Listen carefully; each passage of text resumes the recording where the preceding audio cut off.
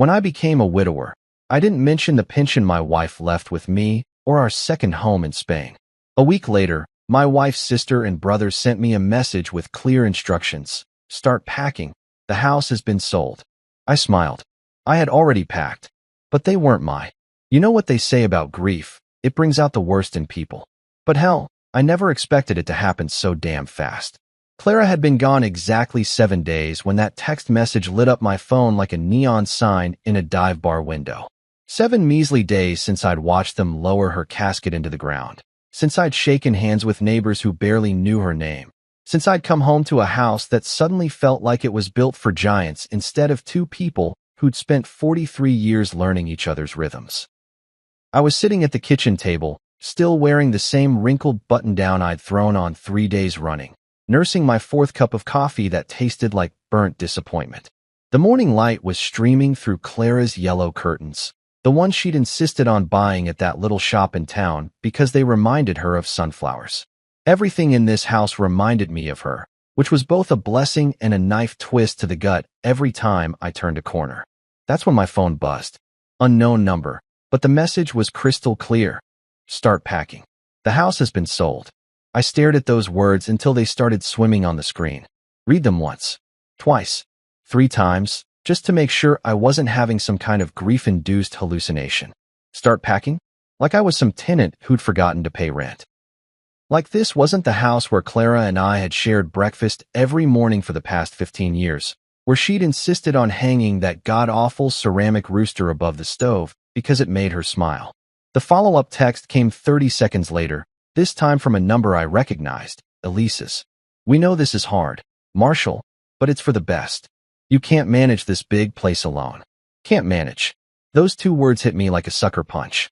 Here I was, Marshall Brennan, 71 years old and still sharp as a tack, being talked to like some doddering fool who couldn't remember to turn off the stove. I'd managed just fine before Clara. Thank you very much. And I'd been managing just fine since she passed. Sure, the house felt emptier, and yeah, maybe I'd been eating more TV dinners than actual meals, but that didn't mean I was ready for the nursing home brochure. I scrolled through my contacts until I found Gordon's number. Clara's older brother, the one who thought every conversation was a business meeting and every family gathering was a networking opportunity. He picked up on the first ring, like he'd been waiting for my call. Marshall. His voice boomed through the speaker with that fake enthusiasm he'd perfected over the years. I know you're probably shocked, but we've been talking and… Talking about what? I cut him off, my voice steadier than I felt. About selling my house without asking me? Well, technically, it's not just your house anymore, Gordon said, and I could practically hear him straightening his tie through the phone. Clara's gone, God rest her soul, and we're her next of kin. We have a responsibility to make sure you're taken care of. Taken care of. Like I was a sick dog they were putting out of its misery.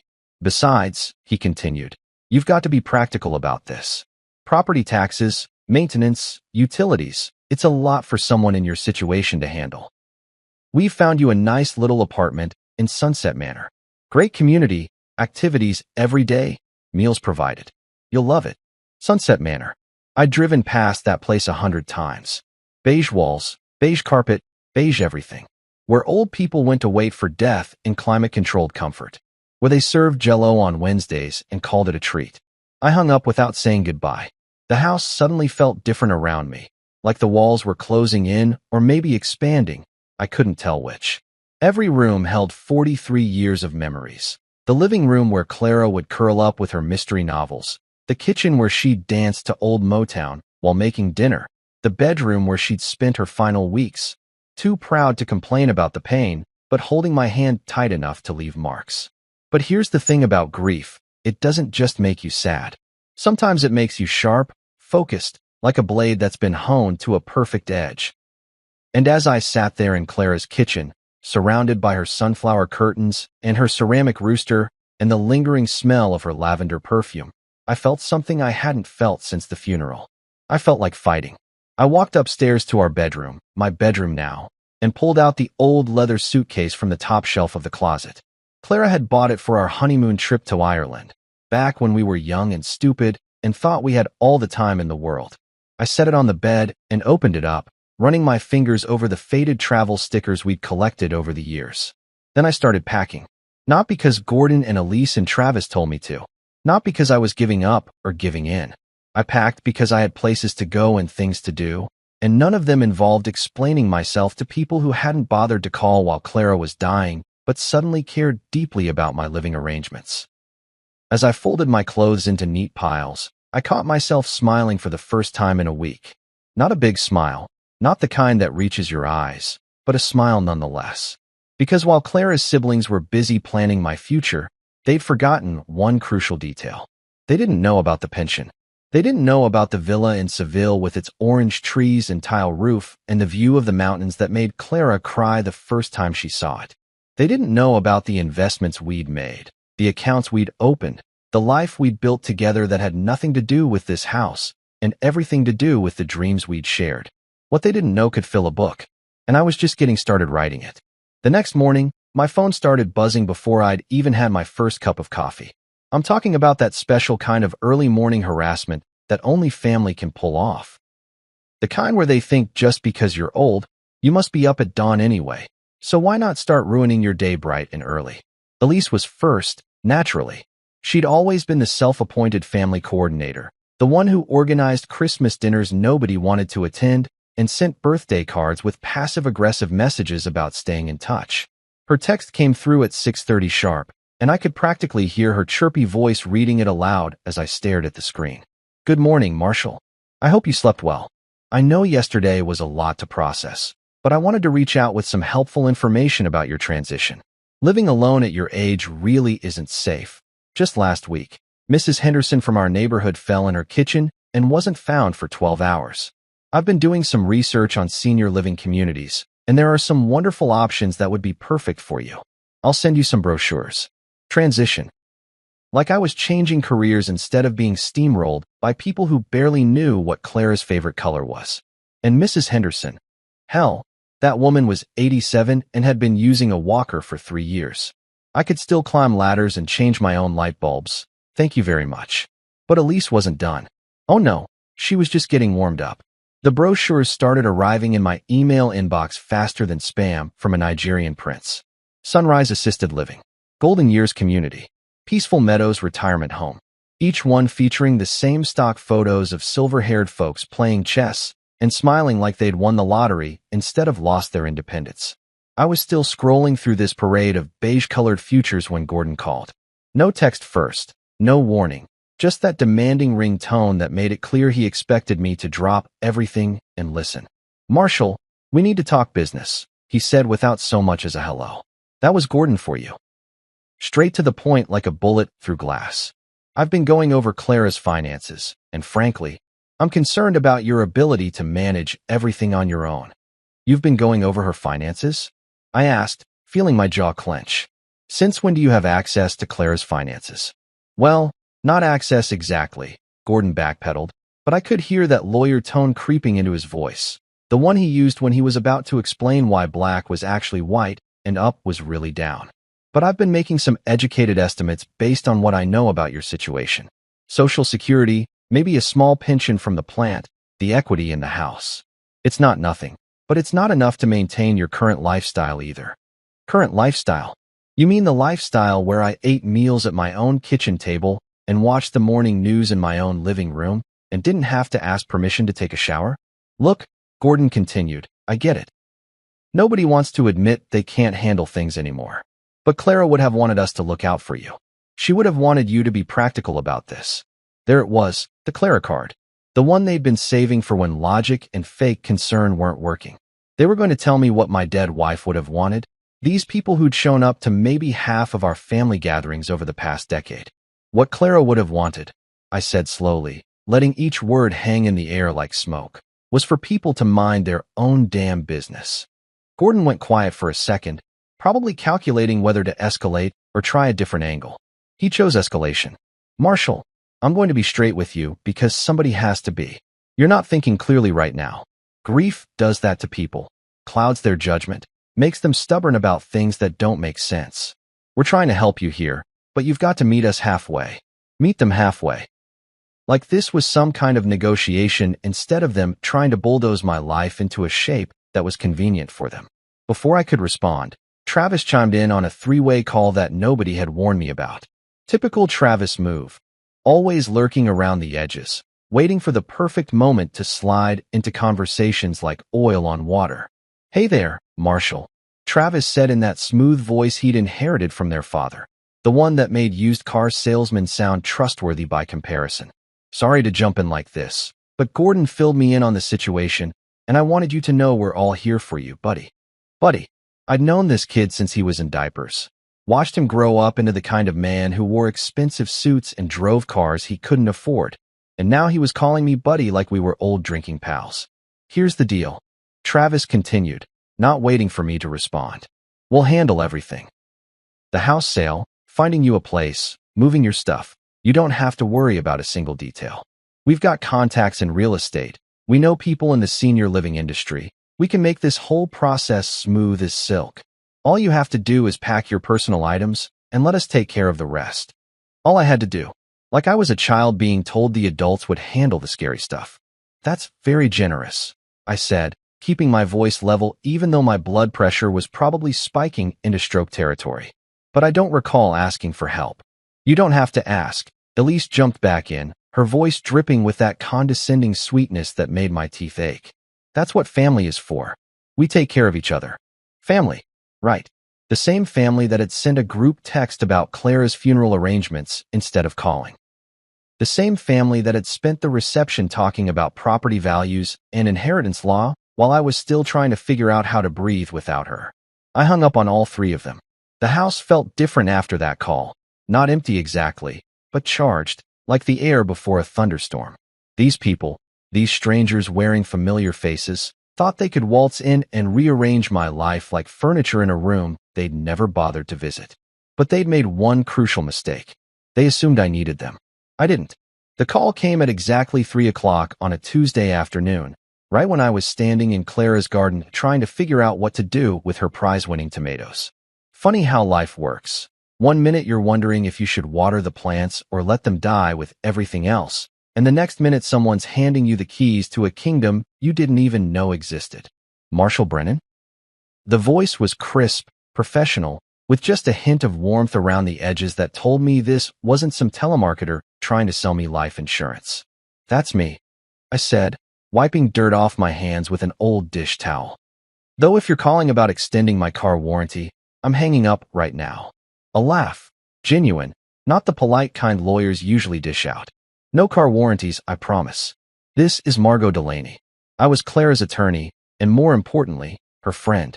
I'm calling because there are some things we need to discuss, and frankly, time is of the essence." Clara's attorney. In 43 years of marriage, I'd never heard my wife mention anyone named Margot Delaney. But then again, Clara had always been good at keeping certain cards close to her chest, especially when it came to protecting the people she loved. "Mr. Brennan. Marshall. Can I call you Marshall?" Margot continued without waiting for an answer. "I'm going to cut straight to the chase here because I suspect you're going to be hearing from Clara's family very soon, if you haven't already." "The siblings." Of course she knew about the siblings. "They've already started circling," I said, settling into Clara's favorite porch chair. "Called me yesterday with some cock-and-bull story about selling the house and moving me into one of those places where they serve pudding cups and call it dessert." "Ah," Margot said, and I could hear papers rustling in the background. "Right on schedule." Clara predicted they'd make their move within a week of the funeral. She had them pegged to AT, didn't she? "Clara talked about this with you?" "Marshall, Clara talked about everything with me. We'd been friends since college. She was my maid of honor, I was hers. When she got sick, really sick, she came to me not just as a lawyer, but as someone who understood what she was up against. And what she was up against wasn't just cancer." I felt something cold settle in my stomach. "What do you mean?" "She knew her siblings would come for you the minute she was gone. She'd seen how they operated when their parents died, swooping in like vultures, fighting over furniture while the grief was still fresh. She wasn't about to let that happen to you." The late afternoon sun was slanting through the oak trees, casting long shadows across the yard where Clara used to sit and read her mystery novels. I could almost see her there, curled up in her old lawn chair with a glass of sweet tea and that little frown she got when she was trying to figure out who done it before the big reveal. So what did she do? I asked, though part of me already knew the answer was going to change everything. She set up a living trust, Marshall. Everything. The house, the pension, the investments, that little villa in Spain she was so excited about. It's all in your name now. Solely in your name. Her siblings have no legal claim to any of it. Villa in Spain. My heart did this weird little skip, like a record player hitting a scratch. Clara had been talking about Spain for months before she got sick, showing me pictures of orange groves and tile roofs, talking about how we could spend our golden years somewhere warm where the coffee was strong and the pace was slow. I thought it was just daydreaming, the kind of wishful thinking that keeps you going when the doctor visits start piling up. She actually bought it. I whispered. Oh, she did more than buy it. She furnished it, hired a caretaker, even had your favorite reading chair shipped over. She was planning to surprise you for your anniversary, but then Margot's voice trailed off, leaving the obvious unsaid. I sat there for a long moment, watching Clara's tomatoes sway in the breeze and trying to process what I'd just learned. My wife, my practical, sensible, feet-on-the-ground wife, had been planning a secret escape route for both of us, and when she realized she wouldn't be able to take the trip, she'd made sure I could take it alone. There's something else, Margot said gently. Clara left you a letter. She made me promise to tell you about it exactly 7 days after the funeral, and only after her family had shown their true colors. She wanted you to know what you were dealing with before you had to make any decisions. Where is it? Check your mailbox. I dropped it off this morning while you were inside. Cream envelope, Clara's handwriting on the front. She wrote it 2 months ago, when she was still strong enough to hold a pen steady. I was already walking toward the front of the house, my feet moving faster than they had in weeks. There it was, tucked between a credit card offer and the electric bill, a cream-colored envelope with my name written in Clara's familiar script. The handwriting was shakier than usual, but still unmistakably hers. Marshall. Margot's voice seemed to be coming from very far away. Are you still there? I'm here. I managed, running my finger along the envelope's edge. This is a lot to take in. I know it is. And I know this is going to sound strange. But Clara made me promise to tell you something else. She said, and I quote, "Tell Marshall that Gordon can go pound sand. Elise can take her fake concern and shove it, and Travis can kiss my behind. I'm done being polite to people who mistake kindness for weakness." Despite everything, the grief, the shock, the overwhelming sense that my life had just taken a hard left turn into unknown territory, I started laughing. Actually laughing, for the first time since Clara died. Because that was my wife, all right. Sweet as pie on the surface, but with a backbone made of steel and a tongue sharp enough to cut glass when pushed too far. She really said that? Word for word. She also said to tell you that they'll circle like crows, but you hold the key. Whatever that means. I looked down at the envelope in my hands, feeling the weight of whatever Clara had left inside. 43 years of marriage, and she was still surprising me. I think I'm beginning to understand, I said. I was still holding Clara's letter when the doorbell rang at exactly 6:30 that evening. Not the polite, gentle ring of someone dropping by for a friendly visit, but that aggressive double tap that screams official business louder than a fire truck. I knew without looking through the peephole that it was Elise, probably with her husband Jared in tow like some kind of moral support animal in an expensive suit. Sure enough, there they were on my front porch, Elise clutching a casserole dish like it was a peace offering, and Jared standing. The kind of smile that never quite reached his eyes and always made me think of sharks circling wounded prey. "Marshall," Elise sang out, pushing past me into the house without waiting for an invitation. "I brought you my famous tuna noodle casserole. I know how hard it must be, trying to cook for yourself right now." Famous tuna noodle casserole. The woman had made the same bland, overcooked mess for every family gathering for the past 20 years, and somehow she'd convinced herself it was famous. Clara used to joke that Elise's casserole was the real reason people left early from holiday dinners. "That's very thoughtful," I said, accepting the dish and immediately regretting it when I felt how heavy it was. This thing could probably stop a bullet. "Would you like some coffee? I just made a fresh pot." "Oh, we can't stay long," Elise said, but she was already settling into Clara's favorite chair like she owned the place. We just wanted to drop by and discuss a few practical matters. You know, help you get organized for the big move. Jared remained standing, his hands clasped behind his back in that military posture he'd never quite shaken from his brief stint in the National Guard 30 years ago. He was scanning the room like he was taking inventory, his eyes lingering on Clara's antique writing desk and the oil painting of the lighthouse we'd bought on our anniversary trip to Maine. What big move? I asked, even though I already knew where this conversation was heading. Oh, Marshall, Elise laughed, but there was nothing funny about it. The move to Sunset Manor, of course. I told you yesterday, we've already put the house on the market. The realtor thinks we can get top dollar, especially with the way property values have been climbing in this neighborhood. The way she said, we, made my blood pressure spike. We. Like she had any say in what happened to the house where Clara and I had built our life together. I don't recall agreeing to sell the house, I said carefully. That's when Jared stepped forward, pulling a manila envelope from his briefcase with the kind of theatrical flourish that told me he'd been practicing this moment.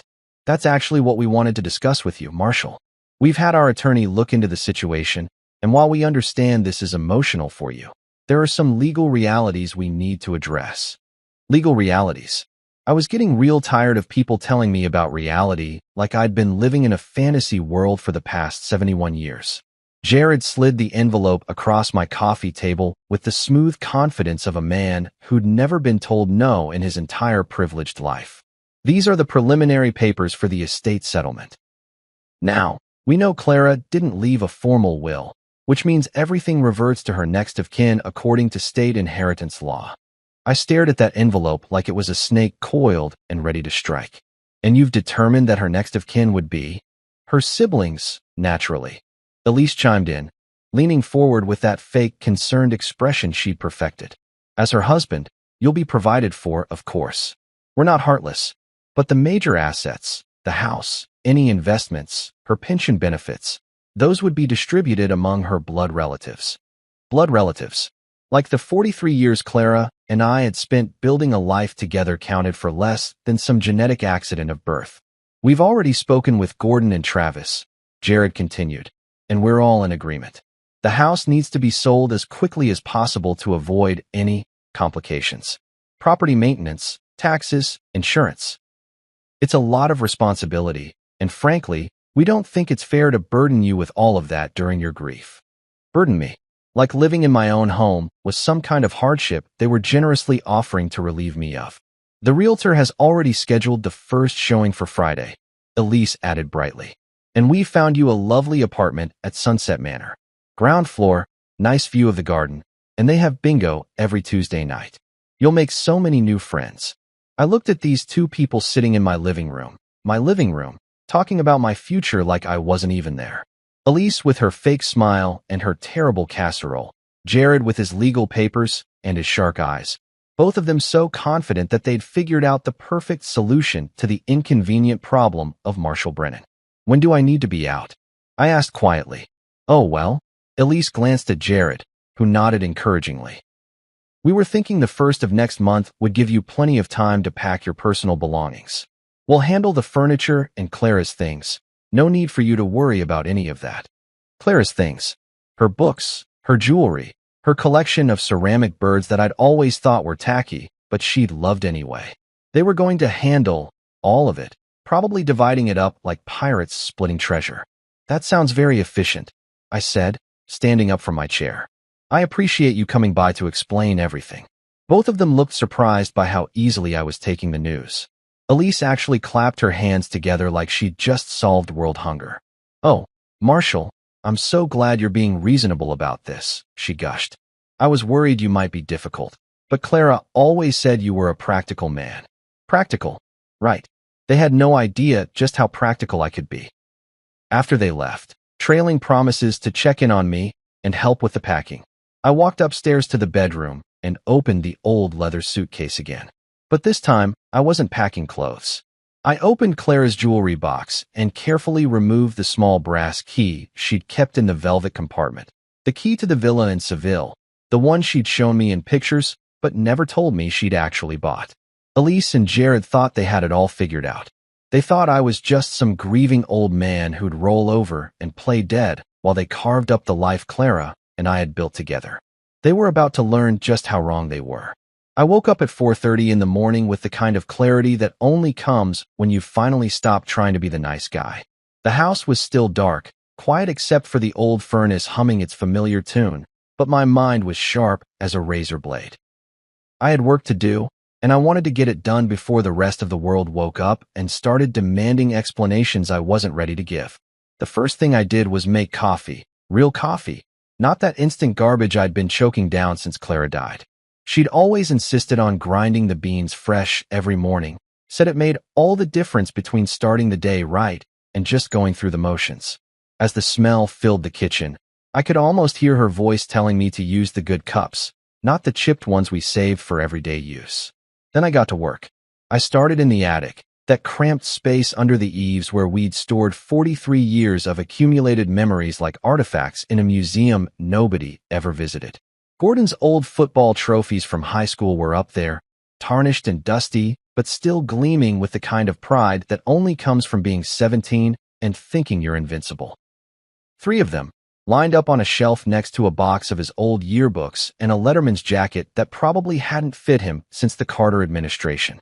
Each trophy went into its own box, carefully wrapped in bubble wrap like they were made of gold instead of cheap metal and teenage dreams. I wrote out shipping labels in my clearest handwriting. From Marshall Brennan, with fond memories of your glory days. Gordon's address in Phoenix, where he'd been living in his McMansion and complaining about property taxes for the past 15 years. Elise's wedding dress was harder to find, buried under Christmas decorations and old photo albums in a garment bag that smelled like mothballs and broken promises. The thing was huge, layers and layers of white satin and lace that had cost more than my first car. She'd insisted on storing it here, just in case one of the girls wants to wear it someday. Even though both her daughters had eloped to Vegas and shown about as much interest in their mother's fashion choices as they had in her tuna noodle casserole. I folded it carefully, the way Clara had taught me to fold delicate things, and placed it in a box big enough to hold a small refrigerator. The shipping label read, "To Elise, for keeping traditions alive. Love, Marshall." Let her explain to her neighbors why she was getting a wedding dress delivery 30 years after the fact. Travis's guitar was in the guest bedroom closet, an old acoustic Gibson he brought to exactly 2 family gatherings before deciding he was too cool for amateur hour performances. The thing probably cost more than most people spend on a decent used car, but it hadn't been touched in years. The strings were slack, the body dusty, but it was still a beautiful instrument. The kind of guitar that deserved someone who'd actually play it. I tuned it up as best I could, remembering the few chords Clara had taught me during one of our anniversary trips when we'd stayed at a bed and breakfast with a guitar in the common room. She'd been better at it than me, her fingers more nimble, her ear more true. But I managed to pick out a passable version of Heart and Soul, the song we'd danced to at our wedding, before wrapping the guitar in blankets and settling it into its shipping box. To Travis, I wrote on the label, "May you find your song again. Your loving brother-in-law, Marshall." Each box that went out felt like a small victory, a tiny act of rebellion against people who thought they could waltz into my life and rearrange it to suit their convenience. They wanted the house so badly. They could have pieces of it, literal pieces, shipped to their doorsteps like unwanted reminders of the family they'd neglected while Clara was alive. Rodriguez and Sons Moving Company showed up at exactly 8 o'clock, just like I'd requested when I called them the night before. Miguel Rodriguez himself came to the door, a stocky man with kind eyes and calloused hands who'd helped Clara move her mother's furniture out of the old house after she died. "Mr. Brennan," he said, tipping his baseball cap. "I was sorry to hear about Mrs. Clara. She was a good lady, always had lemonade for the crew." "She was that," I agreed, feeling that familiar tightness in my chest that came whenever someone mentioned her in the past tense. "I've got some special deliveries that need to go out today, Miguel. 3 packages, 3 different addresses." Miguel's crew loaded the boxes with the kind of care usually reserved for priceless antiques, even though I'd explained they were just family mementos. But that's the thing about good people. They treat your stuff like it matters because they understand that sometimes the smallest things carry the biggest pieces of your heart. As the truck pulled away, carrying Gordon's trophies toward Phoenix, Elise's wedding dress toward Denver, and Travis's guitar toward Seattle, I felt something I hadn't experienced in weeks. Not happiness exactly, but satisfaction. The deep, bone-level satisfaction that comes from taking action instead of just letting life happen to you. The phone started ringing around 10 o'clock. First Gordon, his voice tight with confusion. "Marshall, I just got a delivery notice for some kind of package. What the hell is this about?" Then Elise, 15 minutes later. "Marshall, honey, FedEx is saying they have a large package for me from you. Is everything okay?" Travis didn't call until evening, probably because he'd been at work doing whatever it was he did in his glass office tower. "Dude, what's with the guitar?" "I mean, thanks, I guess, but this is weird timing." I didn't answer any of their calls. Let them wonder. Let them puzzle over why their estranged brother-in-law was suddenly sending them pieces of their childhood wrapped in boxes and tied with shipping labels. Let them try to figure out what it meant that someone they'd written off as a helpless old man was playing chess while they were still learning checkers. By sunset, the house felt different, lighter somehow, like I'd been carrying invisible weight and hadn't realized it until I set it down. Clara's record player was still on the kitchen counter, the one she'd insisted on keeping even when everyone else had moved on to iPods and streaming services. I put on one of her favorite albums, Billie Holiday singing about love and loss in that voice that could break your heart, and put it back together again in the span of a single song. Tomorrow, I'd call the airline. Tomorrow, I'd pack the things that actually mattered. But tonight, I sat in Clara's chair and listened to music that reminded me of better times, when the people who claimed to love you actually showed up when it counted. The brass key to the villa sat heavy in my pocket, a reminder that some doors only open when you're brave enough to walk through them. Monday morning arrived with the kind of crisp October air that makes you believe in new beginnings, even when you're 71 and haven't been on an airplane in over a decade. I stood in the driveway at 5:30 in the morning, watching my breath form little clouds in the darkness while I waited for the taxi that would take me to the airport. One suitcase, one carry-on bag, and a manila envelope containing documents I still couldn't quite believe were real. The house behind me sat quiet and dark, looking exactly the same as it had every morning for the past 15 years, except for one crucial difference. This time, I wasn't coming back. At least not anytime soon. The key was in my pocket. The bills were set to auto-pay from accounts the siblings didn't know existed, and I'd left a note on the kitchen counter that simply read, "Gone fishing. Don't wait up. Marshall." My phone had been buzzing nonstop since yesterday evening, after the delivery trucks had made their rounds. 17 missed calls from Gordon, 12 from Elise, and 8 from Travis. I turned the damn thing to silent around midnight and stuffed it in the bottom of my carry-on bag. Whatever they had to say could wait until I was somewhere with better coffee and a whole ocean between us. The taxi driver was a chatty guy named Jimmy, who probably wasn't much younger than me, but had the kind of energy that comes from loving what you do for a living.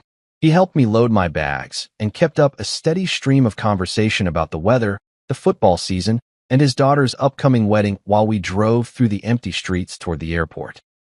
"Haven't seen traffic this light in years," he said as we cruised past the industrial district where Clara and I used to drive when we were young and had nowhere particular to go.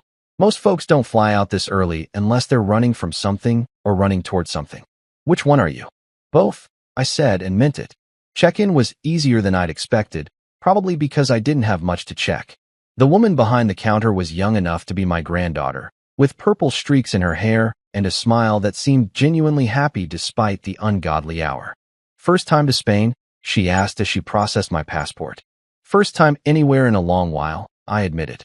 My wife always wanted to travel more, but we kept putting it off. You know how it is. Always something else that needs doing first. Her smile softened. "Well, better late than never, right? And Spain's beautiful this time of year. You picked a good time to go." Security was the usual hassle of shoes off, laptop out, and standing in line behind people who apparently forgot how airports work the moment they walked through the doors.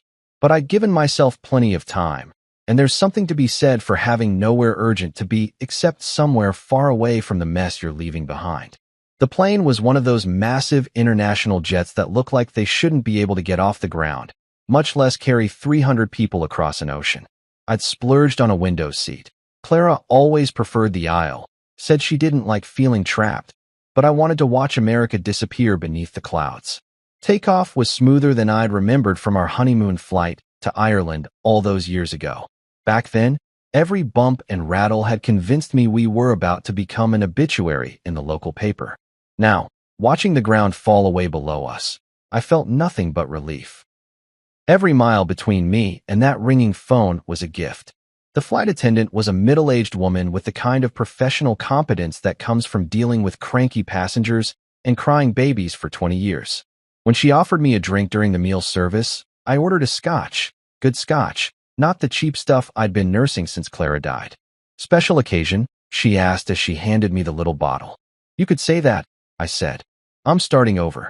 Good for you, she said, and moved on to the next passenger without making it weird or asking follow-up questions. I appreciated that. Somewhere over the Atlantic, I finally turned my phone back on, just to see what kind of nuclear meltdown I'd left in my wake. The voicemails were exactly what I'd expected. Gordon demanding explanations, Elise crying about how worried she was, Travis trying to sound reasonable while threatening legal action. Delete, delete, delete. But there was one message I kept. From Margot Delaney, left at 7 that morning. Marshall, I hope you're somewhere beautiful. Clara would be so proud of you right now. Call me when you're ready, but don't rush. Some journeys need to be taken alone first. The plane began its descent into Madrid around noon local time, and I pressed my face to the window like a kid seeing snow for the first time. The landscape below was nothing like the Midwest, all golden hills and red tile roofs, olive groves stretching to the horizon like something out of a travel magazine Clara used to flip through while planning trips we never took.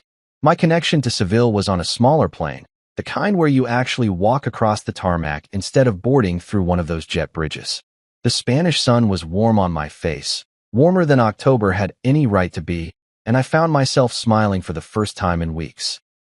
An hour later, I was standing in the Seville airport with my bags at my feet and an address written on a piece of paper in Clara's handwriting. The villa Clara had bought in secret, the refuge she'd prepared for a future she wouldn't get to see, but had made sure I could reach. A woman about my age was holding a sign with my name on it, her gray hair pulled back in a practical bun and her dark eyes kind but curious. This had to be Pilar, the caretaker Margot had mentioned. Senor Marshall, she said, her English accented but clear. Welcome to Andalusia. Clara told me so much about you. I feel like I know you already. For the first time since Clara died, I felt like I was exactly where I was supposed to be. The drive from the airport to the villa took us through countryside that looked like something from a postcard Clara might have sent if she'd ever made it here herself. Rolling hills dotted with olive trees older than America, whitewashed villages that seemed to grow right out of the red earth, and a sky so blue it made my eyes water, just Lukey. Clara, she was very specific about everything. Pilar said as we turned off the main highway onto a narrow lane lined with orange trees. She sent me photographs of your house in America, told me what colors you liked, what chair you preferred for reading. She wanted this place to feel like home from the moment you walked through the door. My throat went tight. Even when she was dying, Clara had been planning for my comfort, thinking about details I wouldn't have thought to consider. The woman who used to worry about whether we had enough clean towels for unexpected guests had somehow orchestrated an entire life for me on the other side of the world. She was always thinking ahead, I managed to say. Sometimes I think she knew me better than I knew myself. But that is love, no? Pilar glanced at me in the rearview mirror. To see the person you will become before you see it yourself. The villa appeared around a bend in the road like something out of a fever dream. 2 stories of honey-colored stone with a red tile roof, shutters painted the same blue as Clara's favorite summer dress, and a garden that looked like it had been designed by someone who understood that beauty doesn't have to be complicated. Bougainvillea climbed the walls in explosions of pink and purple, and I could smell lavender and rosemary from 50 yards away. Dios mío, I whispered, borrowing one of the few Spanish phrases I'd picked up from Clara's language tapes. She really did all this? She did more than this, Pilar said, pulling up to a wooden gate that looked like it had been standing for centuries. Come, let me show you what she prepared for you. The front door was painted the same blue as the shutters, with an old brass knocker shaped like a lion's head.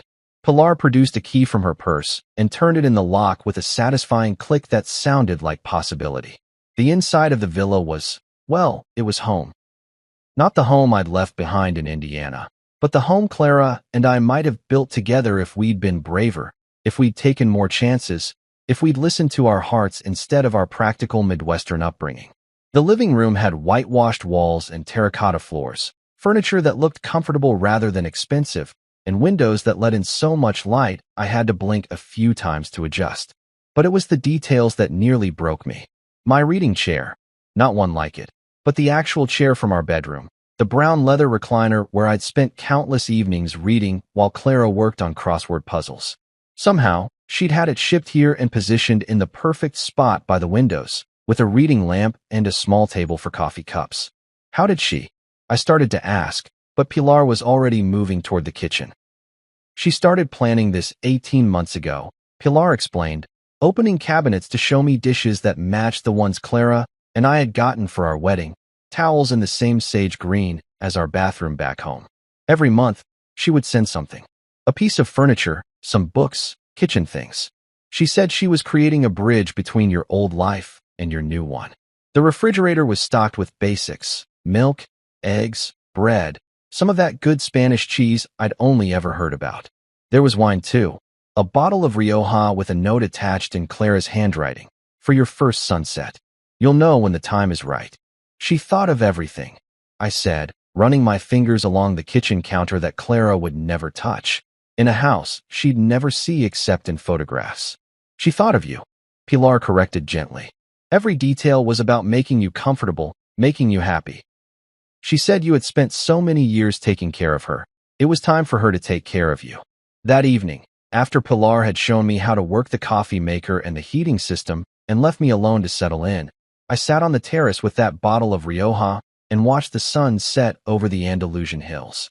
The wine was everything Clara had promised it would be, smooth and rich and full of warmth that spread through my chest like a hug from someone you love. My phone, which I'd finally plugged into charge, buzzed with another round of messages from the siblings. But for the first time since Clara died, I didn't feel the familiar spike of anxiety when I saw their names on the screen.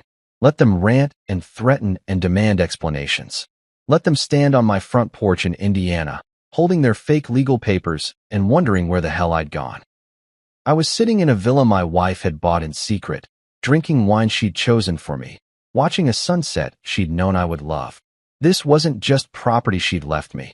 It was a whole new life, complete with possibilities I'd never dared to imagine. The next morning, I called Margot Delaney from the terrace while drinking coffee that actually tasted like something worth getting up for. "How's Spain treating you?" she asked, and I could hear the smile in her voice. "Like I belong here," I said, which is weird, because I've never belonged anywhere except with Clara. "Maybe that's the point," Margot said. "Maybe Clara knew you needed to discover who Marshall Brennan could be when he wasn't half of Marshall and Clara." After I hung up, I wrote my first email in weeks. Not to Gordon or Elise or Travis, who were probably working themselves into a legal frenzy back in Indiana. To them, I wrote something much simpler. The house is not for sale. The trust documents are filed with Margot Delaney if you'd like to review them. I am well, I am safe, and I am exactly where Clara wanted me to be. Please stop calling. Marshall. Then I poured myself another cup of coffee and started planning my day in a place where nobody expected anything from me except that I be happy. 2 days after I'd sent that final email to the siblings, the one that probably made Gordon's blood pressure medication work overtime, I was sitting on the terrace with my morning coffee when my laptop chimed with an incoming message. I'd been avoiding email like the plague, but something about the sender's name made me pause. Melody Sinclair. Clara's grandniece, the music student from Colorado that Clara had always spoken about with the kind of pride usually reserved for Nobel Prize winners. The subject line was simple, about Aunt Clara and what they're saying. I clicked it open, half expecting another family member trying a different angle of attack, but what I found was something entirely different. "Dear Uncle Marshall," it began, and just seeing those words, Uncle Marshall, hit me somewhere deep in the chest. None of the siblings had ever encouraged their kids to call me Uncle anything. I was just Marshall, Clara's husband, a footnote in their family story. I heard what happened. Well, I heard Gordon's version of what happened, which is that you've gone off the deep end and are squandering Clara's inheritance on some wild adventure in Europe. But Gordon's always been kind of a jackass, so I figured I should reach out and get the real story. I hope you don't mind me contacting you directly. I found myself smiling for the first time since I'd opened my laptop. The kid had Clara's way with words, direct, honest, with just enough edge to let you know she wasn't going to be pushed around easily. The thing is, the email continued, I've been thinking a lot about Aunt Clara since the funeral, and I keep remembering this conversation we had last Christmas. She pulled me aside while everyone else was arguing about football scores and asked me about my music, about my dreams. She said something that stuck with me. Don't let other people's small thinking make your life small. Melody. The world is bigger than their fear, and you're braver than they are. I didn't understand what she meant then, but I think I'm starting to get it now. Clara had said that. I could hear her voice saying those exact words, probably while Gordon was holding court in the living room about property taxes and Travis was checking his phone every 5 minutes like the stock market was going to collapse if he didn't monitor it constantly. I'm 20 years old, Melody went on, which means I'm old enough to know bullshit when I hear it. And what they're saying about you sounds like grade A, premium bullshit. They're saying you've lost your mind, that you're throwing away everything Clara worked for, that you've betrayed the family. But here's what I think. I think you're doing exactly what Aunt Clara would have wanted you to do. I think you're living instead of just surviving. The kid was sharp. Clara had always said Melody reminded her of herself at that age. All fire and music and refusal to settle for less than she deserved. But Clara had grown up in a different time, when women were expected to choose between dreams and family, between adventure and security. Melody was growing up in a world where maybe, just maybe, you could have both. I know this is probably weird, the email continued, getting a message from someone you barely know. But the truth is, I feel like I know you pretty well. Aunt Clara talked about you all the time. Not the boring married couple stuff, but the real stuff. Like how you taught yourself to cook her favorite meals when she was going through chemo, even though you'd never been able to make anything more complicated than scrambled eggs. Or how you read to her every night during those last weeks, even after she fell asleep, because you said your voice helped her rest easier. I had to stop reading for a minute. The terrace was getting blurry around the edges, and my coffee cup was shaking in my hands. Clara had shared those private moments with Melody, those quiet, desperate acts of love that I'd thought were just between us. She loved you so much it made the rest of us feel kind of inadequate, Melody wrote. Not in a bad way, but in a way that made us realize most people never get to love someone or be loved by someone the way you two loved each other. And I think that's why her siblings are so angry right now. It's not really about money or houses or any of that crap. It's because your love story makes their lives look small, and instead of trying to find something that beautiful for themselves, they'd rather tear down what you had. Damn, 20 years old and already wiser than people 3 times her age. So here's why I'm writing, she continued. I want to come see you. I want to see where you ended up, this place Aunt Clara chose for you. I've got spring break coming up in 2 weeks, and instead of going to Cancun with a bunch of drunk sorority girls, I'd rather come to Spain and meet the man who made my aunt so happy that she glowed every time she talked about him. She wanted to visit. This kid I barely knew, Clara's grandniece who played guitar and studied music theory and apparently had the guts to call out her own family's bullshit, wanted to fly across an ocean to sit on my terrace and talk about the woman we both missed. I know it's a lot to ask, the email concluded. And I know you probably need space to grieve and figure things out.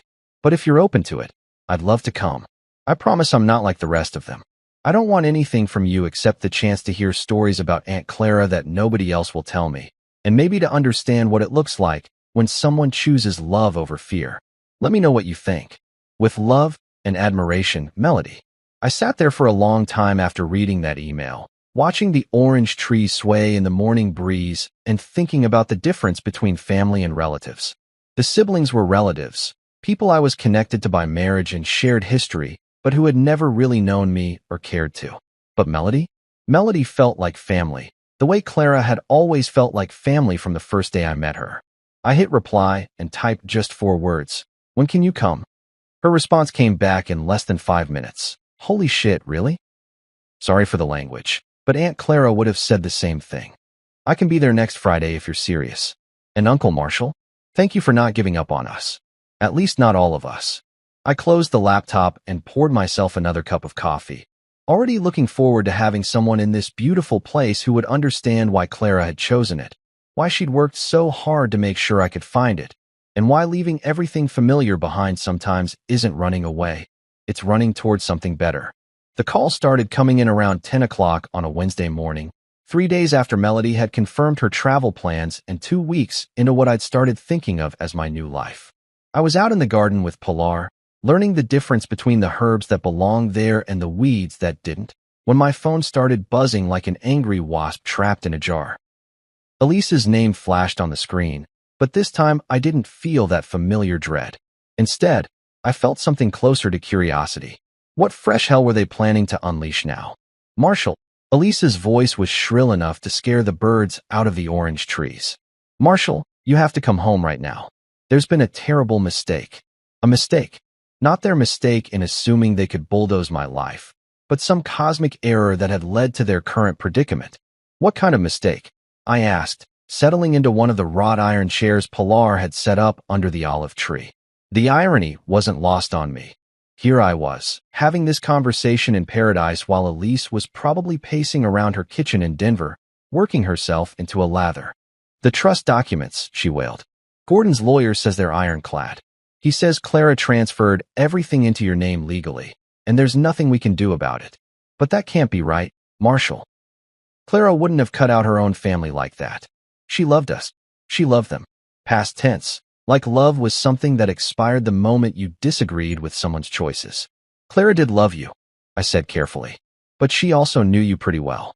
What's that supposed to mean? The hurt in Elise's voice was real, which almost made me feel sorry for her. Almost. It means she knew you'd see dollar signs instead of a grieving widower, I said. She knew you'd try to push me out of my own life the minute she wasn't there to stop you. That's not. We weren't trying to push you out. We were trying to help you. Help. The word tasted bitter even hearing it secondhand. Before I could respond, the call switched to speakerphone, and suddenly I was listening to all three of them at once. Gordon's deep voice competing with Travis's smooth lawyer tones and Elise's increasingly desperate protests. Marshall, let's be reasonable here. Gordon jumped in, using that boardroom voice he probably practiced in front of mirrors. This whole situation has gotten out of hand. We understand you're upset, and maybe we came on a little strong initially, but we can work this out. Work what out? I asked. You mean the part where you tried to sell my house without asking? Or the part where you had me declared mentally incompetent to handle my own affairs? Silence. The kind of silence that tells you you've just hit the nail squarely on the head. Nobody declared you incompetent, Travis finally said, but his voice had lost that confident edge. We were just exploring options. Exploring options to have me committed so you could take over my finances, I said. Pilar, am I hearing this right?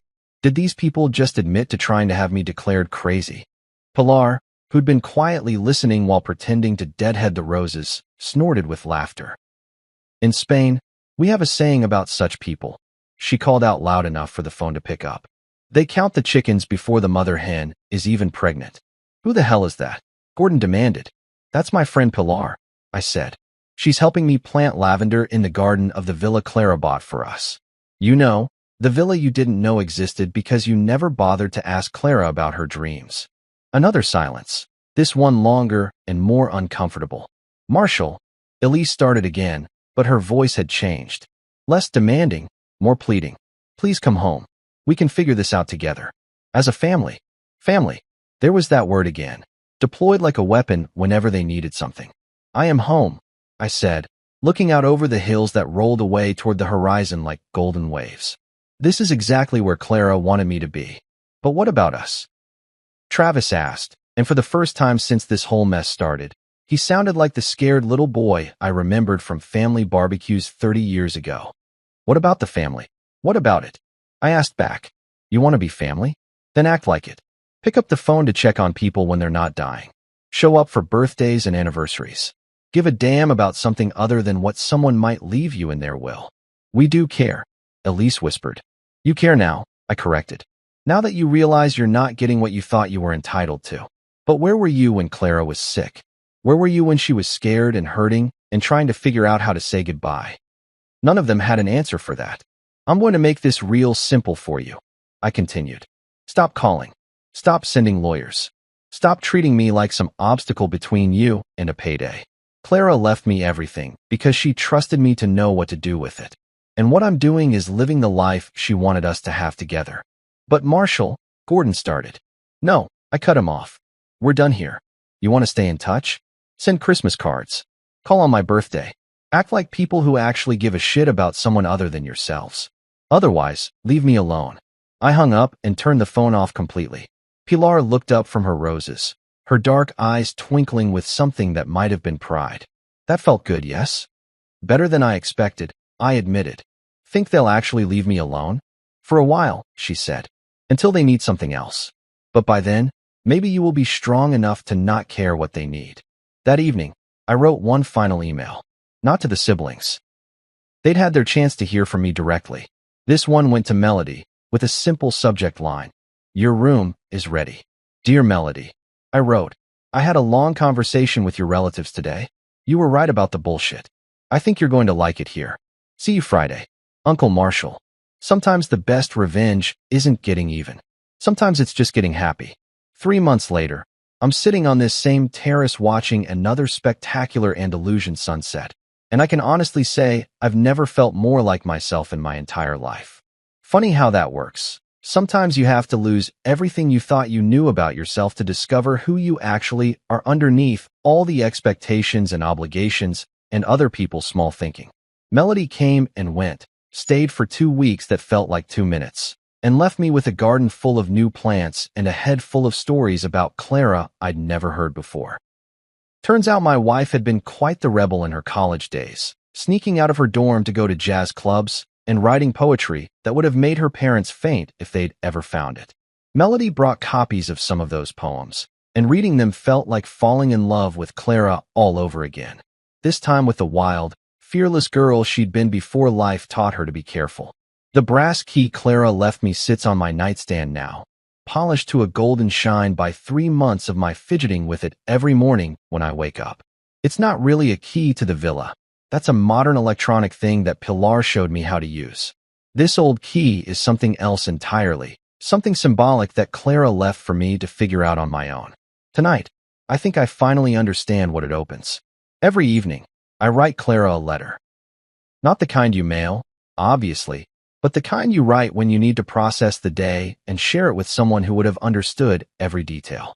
I tell her about the Spanish lessons Pilar gives me over morning coffee, about the novel I started reading in the original language even though I only understand about half of it, about the way the light changes on the hills throughout the day like a slow-motion kaleidoscope.